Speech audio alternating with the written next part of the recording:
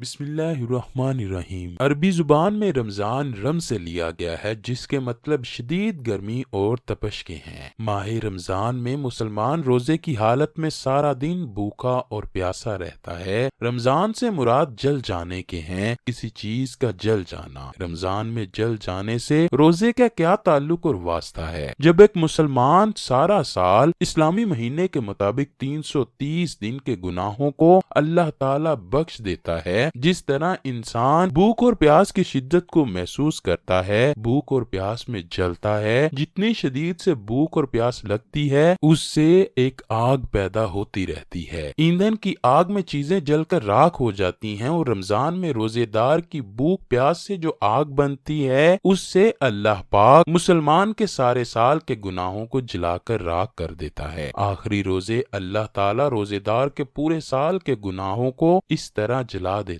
ہے، روزے دار کو پاک اور صاف کر دیتا ہے جیسا کہ اس نے ابھی جنم لیا ہو۔ حج کا مہینہ آتا ہے تو انسان کے اعمال ویسے کے ویسے ہی رہتے ہیں جیسے پہلے ہوتے ہیں، جبکہ رمضان آتا ہے تو نبی کریم کا فرمان ہے ہر نیک کام کرنے کا ثواب کئی گنا بڑھا دیا جاتا ہے۔ ایک فرض کو ادا کرنے کا ثواب 70 فرائض کو ادا کرنے کے برابر ہو جاتا ہے۔ ایک نفل کو ادا کرنے کا ثواب ایک فرض کے برابر کر دیا جاتا ہے۔ حضرت علی رضی اللہ تعالیٰ عنہ سے مروی ہے کہ جس مسلمان نے ایک فرض روزے کو چھوڑ دیا اور پھر قیامت تک اس روزے کا کفارہ ادا کرنے کے لیے روزہ رکھتا رہا تو پھر بھی وہ مسلمان اس قضا کیے ہوئے روزے کا ثواب حاصل نہ کر پائے گا۔ فرض روزے میں بہت زیادہ طاقت ہے، بغیر کسی وجہ سے رمضان کا روزہ قضا کرنا بہت بڑے گناہ کے زمرے میں آتا ہے، بلکہ اس عمل کو جاری رکھنے سے انسان فاسق و فاجر ہو جاتا ہے۔ اس حالت میں انسان کو اللہ سے سچی توبہ استغفار کرنی چاہیے تاکہ اللہ ہم کو اس گناہ سے معاف فرمائے۔ رسول اکرم صلی اللہ علیہ وآلہ وسلم نے فرمایا، میری ملاقات ایسے لوگوں سے کروائی گئی جن کو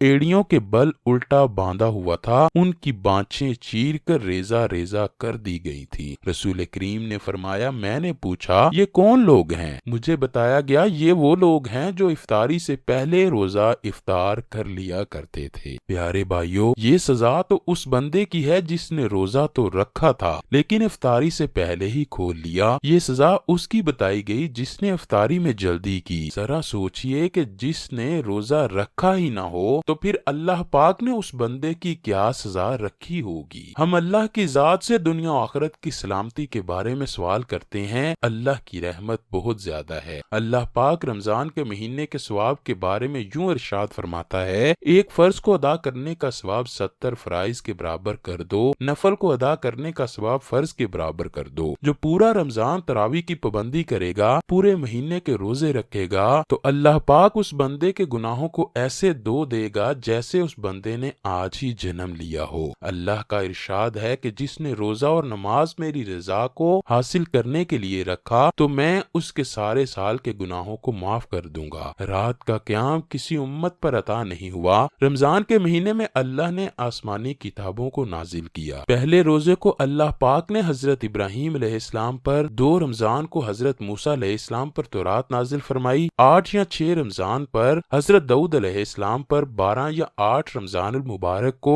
حضرت عیسیٰ علیہ السلام پر انجیل کو نازل فرمایا۔ باقی کتابیں مکمل ایک ہی دفعہ نازل ہوئیں، جبکہ رمضان لیلۃ القدر میں اللہ پاک نے غار ہیرا میں قرآن پاک کو نازل فرمایا۔ اللہ تعالیٰ نے قرآن پاک کو ایک ہی بار میں نازل نہیں فرمایا، بلکہ اللہ تعالیٰ نے اسے 23 سال کی مدت میں مکمل کیا۔ کتنے نبی دنیا میں آئے، سب کے پاس حضرت جبرائیل علیہ السلام ایک بار ہی نازل ہوئے، اور اس سے زیادہ بار شاید کسی کے پاس آئے ہوں، لیکن حضرت محمد صلی اللہ علیہ وآلہ وسلم کے پاس حضرت جبرائیل علیہ السلام 23 سال کی مدت میں 24,000 مرتبہ تشریف فرما ہوئے۔ جو شخص رمضان المبارک میں صبح کو روزے کی حالت میں اور رات کو تراویح ادا کرتا ہے تو اس کے لیے بہت زیادہ ثواب ہے۔ نبی کریم کا فرمان ہے کہ تراویح کے ہر سجدے کے بدلے میں اللہ پاک 1500 نیکیاں عطا کرتا ہے۔ اس لیے ہمیں چاہیے روزوں کے مہینے میں دنیاوی کاموں کو کم کریں، زیادہ سے زیادہ وقت اللہ کی یاد میں مصروفیت میں گزاریں، کیونکہ عام دنوں کی نسبت رمضان میں اللہ پاک ثواب کو کئی گنا بڑھا دیتا ہے۔ اپنے ملازمین کو بھی روزے کی تلقین کیا کریں، ملازموں سے رمضان میں بالکل کم کام لیا کریں تاکہ وہ عام معمول کے مطابق کاموں میں مشغول رہنے کی بجائے زیادہ سے زیادہ وقت اللہ کی یاد میں گزار سکیں۔ روزے دار کے جسم سے روزہ فالتو چیزوں کو ختم کر کے شیطان کے خلاف لڑنے کی طاقت دیتا ہے۔ رمضان میں اللہ پاک روزے دار پر روزے کی حالت میں حلال چیزوں کو کھانے سے بھی منع فرما دیتا ہے۔ رمضان کے مہینے میں روزے دار روزہ رکھ کر برے کاموں سے منع ہو جاتا ہے۔ وہ غیر عورت کو حرام کی نگاہ سے نہیں دیکھتا، وہ تمام برے کاموں سے دور ہو جاتا ہے۔